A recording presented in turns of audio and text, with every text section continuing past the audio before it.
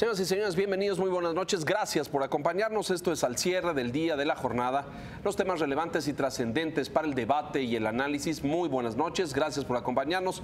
Le doy la bienvenida a Ana María Salazar. ¿Qué tal? ¿Cómo estás, Leonardo? Bienvenida, muchas gracias. Don Enrique Quintana, buenas noches. Buenas noches. Hola, Enrique. El día de hoy, el expresidente Bush, Bush hijo en los Estados Unidos, George W. Bush, condenó pues las políticas ultranacionalistas y nativistas, dijo así, de nativos que se oponen al comercio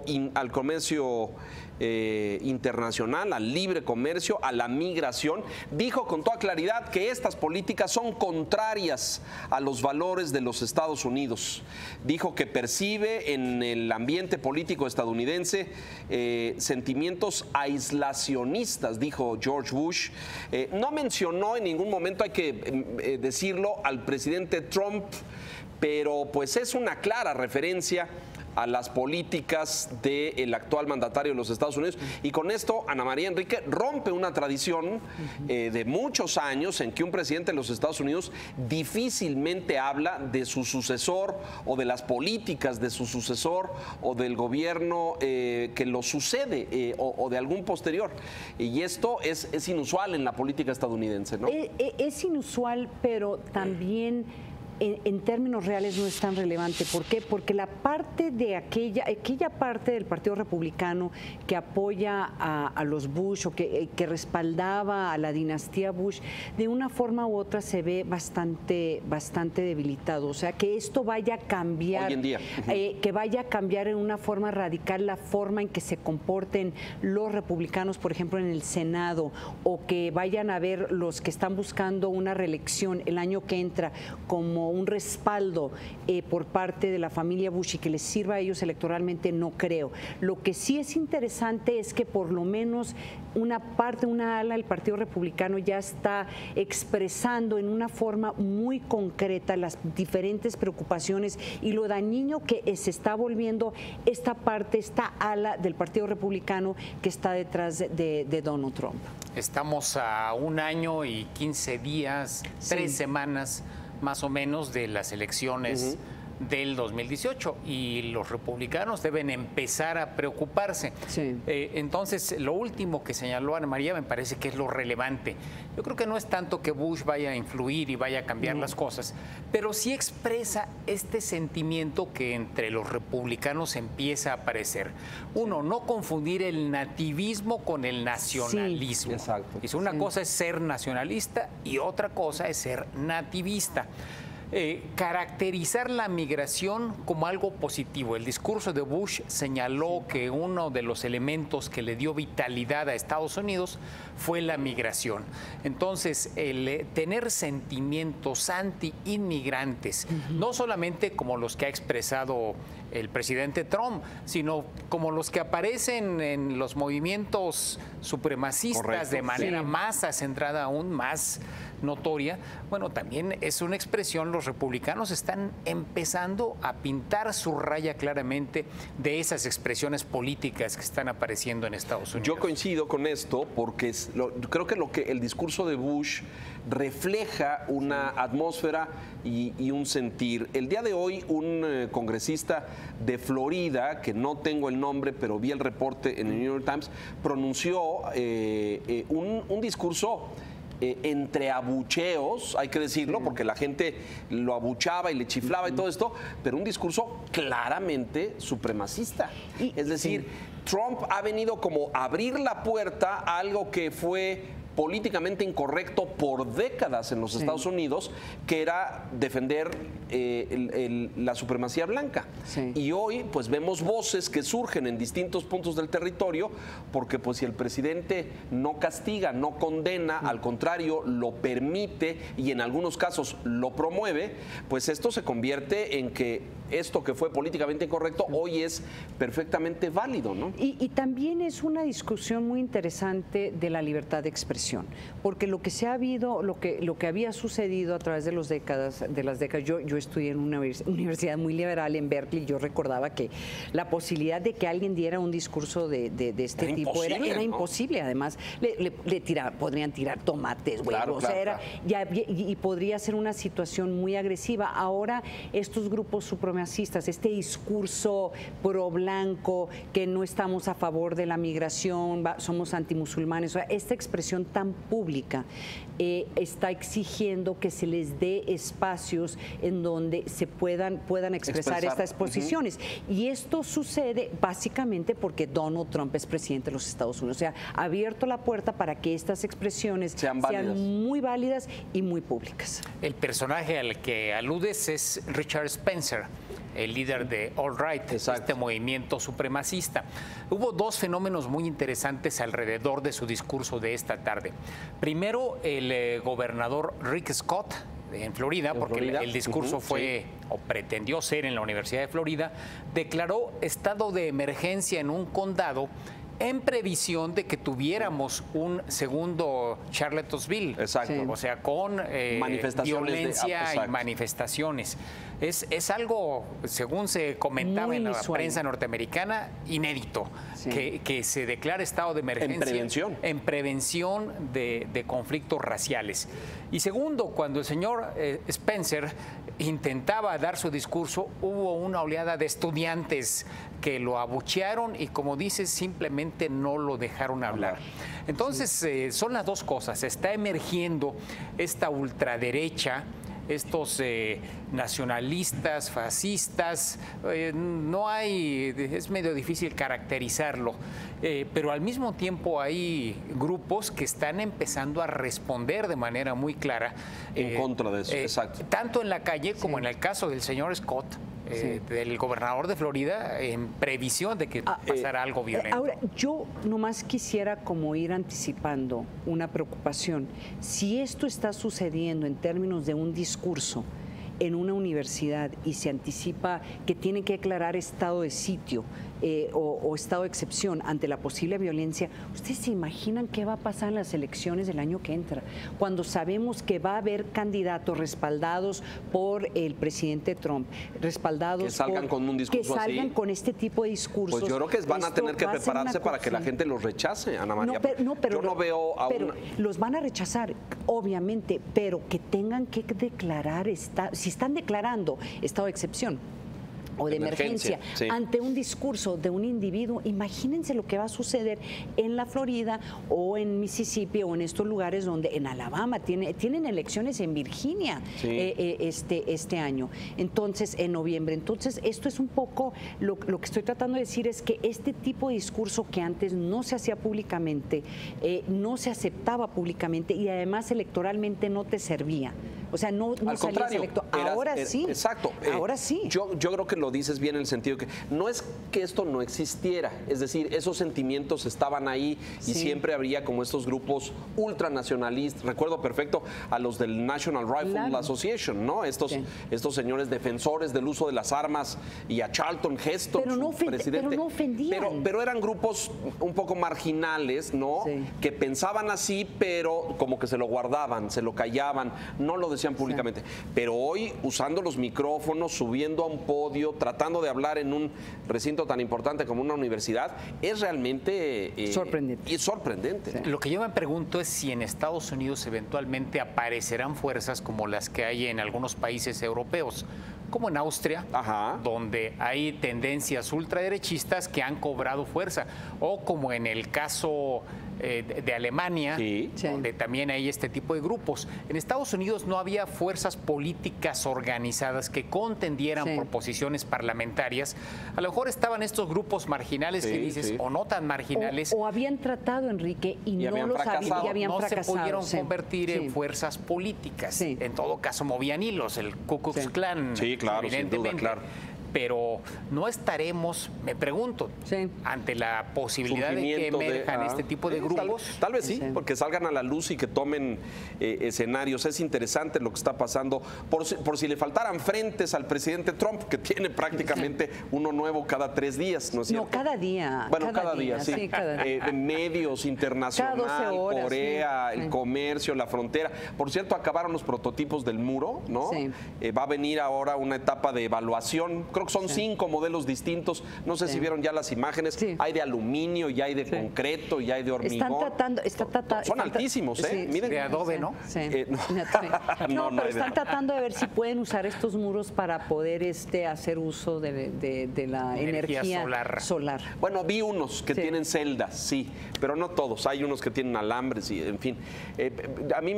Yo sugeriría a estos señores que están, diseñen unos reciclables, porque en poco tiempo, en caso de que se ponga, que bueno, pongan ustedes que se ponga algunos que serán millas o para lo que alcancen los 1.600 millones que le dieron en el Congreso. Pero bueno, y luego los van a tener que quitar porque va a llegar otra persona que piense exactamente.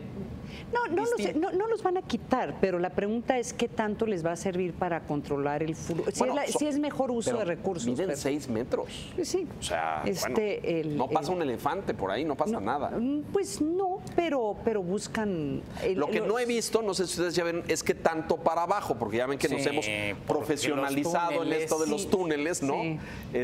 Alguien hizo un censo últimamente de los túneles en la última década y media, y creo que son 3,000 o no sé cuántos, son muchísimos. Oye, pero ¿cuánto para abajo irá esa barrera? Pero nuestro experto fue extraditado a Estados Unidos, entonces el Chapo Guzmán, que era el experto en esto. estará dando asesoría. Pues no. Muy bien. Vamos a mensajes, regresamos enseguida, tenemos más.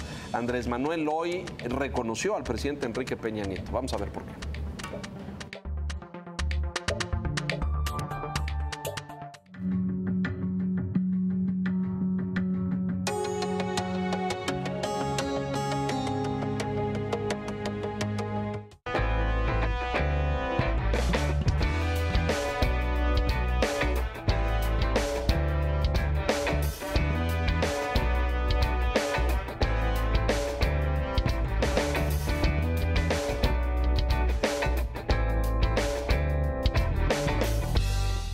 Mauricio Mejía tiene la información más oportuna para la sobremesa, cultura, espectáculos y deportes. Expreso Doble, lunes a viernes. Primera emisión, 3:45 de la tarde. Segunda emisión, 6:45 de la tarde. Porque reconoces lo importante, El Financiero Bloomberg.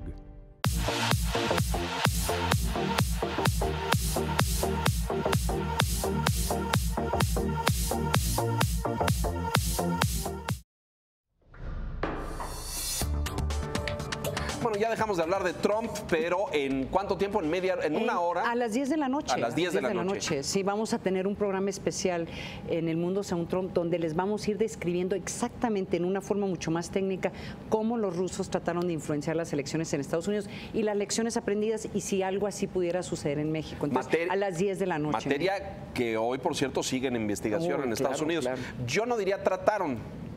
No. Influyeron, pues ¿no? Pero habría que valorarlo. Es que ese es el debate. Yo sí creo que lo influyeron, pero hay que comprobarlo. Y si en ese influirlo hubo una coordinación con la campaña de Donald Trump, que tampoco no. Bueno, ahí estaba el vínculo de Kushner con el embajador y con el hijo, ¿cómo se llama? No, pero no fue con Donald, fue con el otro. No, fue con Donald. ¿Fue con Donald? Sí. Pero hay que probarlo. Sí, y eso no está fácil. Bueno, rápidamente vamos a esto. Andrés Manuel López Obrador en México, en redes sociales, hoy pues transmitió un video donde lanza un mensaje de reconocimiento al presidente Enrique Peña Nieto. Dice que fue un paso firme del presidente proponer el fiscal general hasta después de las elecciones del 2018. Dice, es un paso firme, debe reconocerse, dice Andrés Manuel. Lo pasó en este video que ve usted difundido en sus redes, y luego agregó que pues hay otros temas que debieran estar en esa misma categoría. El nuevo aeropuerto de la Ciudad de México, que se pase hasta después de las elecciones, e incluso la renegociación del Tratado de Libre Comercio. Y luego agregó, de triunfar nuestro movimiento, o no lo dijo así, creo que dijo, después de triunfar nuestro movimiento, solicitaré de inmediato una entrevista con el presidente Peña Nieto para discutir estos temas del fiscal, el nuevo aeropuerto y el TLC. ¿A qué te suena? Mira, primero muy raro, porque hace reconocimiento de algo que no dijo el presidente. Bueno, que ya corrigió en caso de que lo hubiera dicho. Exacto. Tú estabas allí el martes cuando hubo la conversación en Los Pinos. En Los Pinos, donde precisó que él nunca dijo que el fiscal se definiera hasta después de las elecciones. En todo caso, reconocía que había un ambiente político crispado, que iba a ser difícil que definirlo ahora. Se lograran consensos para nombrar al fiscal, pero no recomendó, espérense al resultado electoral. No. Porque Andrés Manuel, pues casi va a decir, bueno, las elecciones de Estados Unidos se van a realizar hasta después de que se conozcan los resultados en México, sin saber que ya está el calendario fijo, definido. Claro. Así es. Creo que, como comentábamos, tiene mucha astucia este personaje. Hacía mucho tiempo que no le daba muy calladito, ¿no? No, pero mira, el reconocimiento al presidente, vaya, yo esperaba ver a qué hora se mordía la lengua, pero creo que no pasó en el video. No se lo había escuchado yo hace mucho tiempo. No, sí, entonces es cierto. Es alguien que quiere aparecer como justo, equilibrado, mesurado, balanceado, y lo que está planteando casi, y me parece que esa es una vacilada. Bueno, paren el país. Porque hasta que yo después de julio, hasta después que yo del llegue. 1 de julio. Ahí ya tomamos decisiones. Ahí ya vamos a ver. Paren el TLC, paren el aeropuerto. Yo les pregunto a los dos, ¿ustedes sí creen que esto le beneficia electoralmente a Andrés Manuel? A ver, pero es que eso es lo que estoy tratando yo de evaluar. O sea, sí es un personaje, yo le reconozco Andrés Manuel una astucia política que singular, tiene muy sin duda, pocos políticos mexicanos, ¿no? Y sabemos que tiene una base de electores, de personas que pase lo que pase, van a salir a votar por él. Pero ¿cómo le sirve a él con el resto de la población que está buscando de una forma u otra tratar de entender quién es Andrés Manuel? Entonces, a lo mejor lo que estás tú diciendo, Enrique, que se ve mesurado, que no se ve como el Andrés Manuel que conocimos, que es el cállate chachalaca, a lo mejor lo vemos ya como un político más mesurado, listo para ser presidente. Yo me pregunto que a lo mejor le sale el tiro por la culata, y les voy a decir por qué. Porque si hay personas que están tratando de decidir por quién votar, y están viendo que está la economía del país en manos de Andrés Manuel López Obrador, que está el futuro de la justicia del país en Andrés Manuel López Obrador, y que está el futuro de una de las infraestructuras más importantes para la Ciudad de México, que si se detiene podrían tener un impacto bastante importante. Y además otras cosas que él ha dicho que no va a apoyar, incluyendo la reforma energética. ¿No será esto una razón de votar por otra persona o asegurar que no llegue Andrés Manuel a ser presidente? No sé. Déjame hacer la siguiente reflexión. Enrique hacía hoy una reflexión en su columna en El Diario sobre la extrema volatilidad, me parece, pero déjame hacer la siguiente reflexión. Yo creo que él tiene ese nicho duro de votantes. Que conocen su posición, que comparten su lucha, como él lo dice, su movimiento, y que van a ser fieles. Pero yo creo que él está tratando de apelar a otro segmento de votantes que están indecisos, que son desconfiados por todas las razones que tú acabas de decir. Y a esos, un mensaje como este, que pareciera de un jefe de Estado, que en la mesura, el equilibrio, reconoce con justicia, hace un reconocimiento a su opositor, el presidente Peña Nieto, el PRI es su opositor, pareciera como, mira, qué serio, qué maduro, es estadista, es como jefe de Estado. No sé qué piensas. No se le da mucho el convencer. No le sale. Lo intenta y vaya que le pone ganas, pero no le sale. Porque esto sí creo que pueda llegar a personas que digan, mira, qué balanceado, ya no es el radical, el confrontativo, exacto, que confronta, el bélico, el que, exacto. Pero en realidad lo que está manifestando es lo que decíamos, la sensación de que después de mí este país se reinventa. Sí. Y yo creo que sí le puede beneficiar, intenta obtener réditos electorales de esta actitud, pero al rato, en un par de semanas, va a haber algo donde nuevamente el rabioso sale su auténtica persona. Pero eso es lo que saca voto. Es que lo que estoy tratando de decir es que el rabioso de Andrés Manuel Ana María, asegura ese voto duro. Pero no en todos los segmentos del electorado. Es decir, yo creo, y por ahí yo vi algunas gráficas que medían, es decir, cuando él se radicaliza y sale a la batalla y el complot de la mafia del poder y esto, a sector que tiene prácticamente asegurado, lo convence y le fortalece, le refuerza sus razones para seguirlo y votar por él. Sí. Pero lo distancia del electorado medio. Sí. En la medida en que vuelve a un punto de equilibrio, deja el tono belicoso, beligerante, confrontativo, mira, se mueve en otro segmento del electorado. Yo estoy interpretando lo que él acaba de hacer el día de hoy, un mensaje para Morena, porque hay todavía decisiones legislativas que hay que hacer muy pronto. Entonces, no sabemos qué va a pasar con el fiscal, no sabemos una serie de decisiones que se tienen que hacer. Y yo interpreto un poco este comentario como una forma de hacer un acercamiento sobre algunos de los temas en donde tal vez podrían estar de acuerdo el PRI y Morena sobre algunas cuestiones del futuro. Esa es una estaba mucho en debate ahora que llevaba muchos días en silencio, ¿no es cierto? Sí. Yo no sé si aprovechó esta coyuntura para reaparecer y que luego no se cuenten cuentos de que estaba enfermo. Es que había estado fuera del aire literalmente un mes, todo con el tema del terremoto. No del todo, en Twitter había estado activo, no con este tipo de mensajes. Hoy ha de estar muy contento además porque dos personajes muy diferentes lo reconocieron o dijeron que no es tan malo. El señor Krugman dice, pues se parece a Lula y no a Chávez. Y luego en una entrevista con el Universal, Miguel Alemán Velasco dice que no, que Andrés Manuel no va a ser ni como Maduro ni como Chávez, va a ser como Trump. Y eso a mí, para mucha gente... Agárrense, ¿no? Qué cosa, vamos a mensajes. Qué barbaridad, qué comparación del licenciado Alemán, durísima, qué barbaridad. Mensajes, regresamos, hay más en el mundo.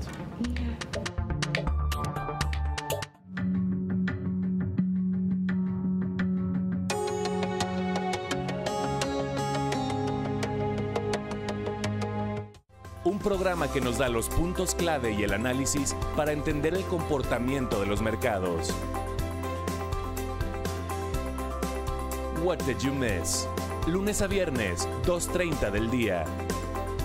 Porque reconoces lo importante, el financiero Bloomberg.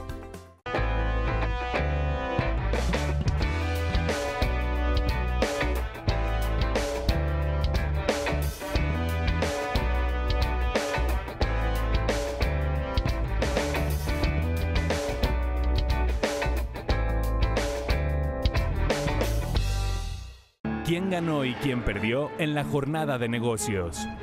Susana Sáenz tiene los nombres, datos y hechos tal como son. Ganadores y perdedores con Susana Sáenz. Lunes a viernes, 4 de la tarde. Porque reconoces lo importante, el financiero Bloomberg.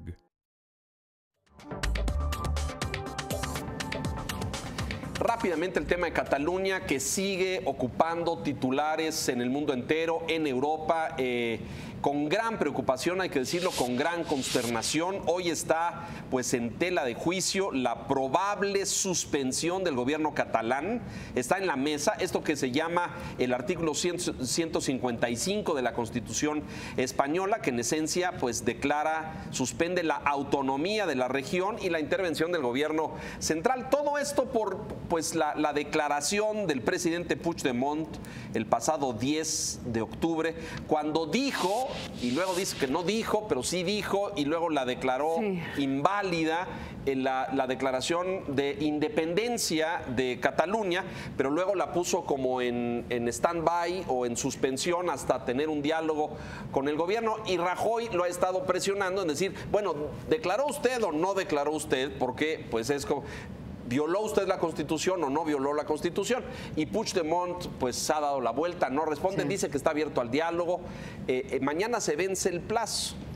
para saber si la declaró o no la declaró, y él sigue sin reafirmarlo. En fin, parece como una comedia de enredos. Se vence el plazo que le impuso Rajoy. Rajoy, exactamente. El sábado se va a realizar un Consejo de Ministros en donde Rajoy va a plantear la aplicación de este artículo 155 que elimina el gobierno catalán, de la comunidad, el gobierno, la Generalitat de esa comunidad. Y el problema es que ya respondió también Puigdemont, diciendo que en caso de que esto suceda va a dejar de suspender la independencia de Cataluña y va a entrar en la independencia. Entonces se puede generar una situación violenta, me parece. Ojalá la cordura gane. El día que veíamos los episodios en las calles durante el referéndum, las protestas, claro. No parecía que estuviéramos viendo España. No, es cierto. Realmente un país pues de primer mundo, sino que estábamos en otro escenario. Y realmente ojalá al final venza la cordura y se encuentre en algún atajo, algún vericueto. Bueno, lo que propuso Rajoy hoy, que pudiera ser ese atajo al que te refieres, es, le propone a Puigdemont convocar a elecciones anticipadas en Cataluña, que sería, pues, técnicamente un nuevo referéndum al gobierno de la Generalitat. Tal vez ese sea el atajo que alcance. Yo no veo a Puigdemont en la tesitura de aceptar, por cierto. Y aunque lo aceptara, las probabilidades de que siguiera una posición por parte de una separación de la independencia de Cataluña de España, también creo que se mantendría en estas elecciones. O sea, no resuelve el problema, tal vez lo pospone. No lo sé. Un poco. Porque ya hubo un voto, pero con una hubo un voto, participación cuestionable, ¿no? Pero también llegó la policía, fue cuestionado porque vino hubo violencia, trataron de detener esas elecciones, y lo dijo Rajoy que eso es lo que iba a hacer. Yo sí estoy preocupada porque aunque hubo un intento de tratar de encontrar una forma de negociar, lo que Rajoy le está diciendo, tienes que decir no, y si no dices no, nosotros literalmente te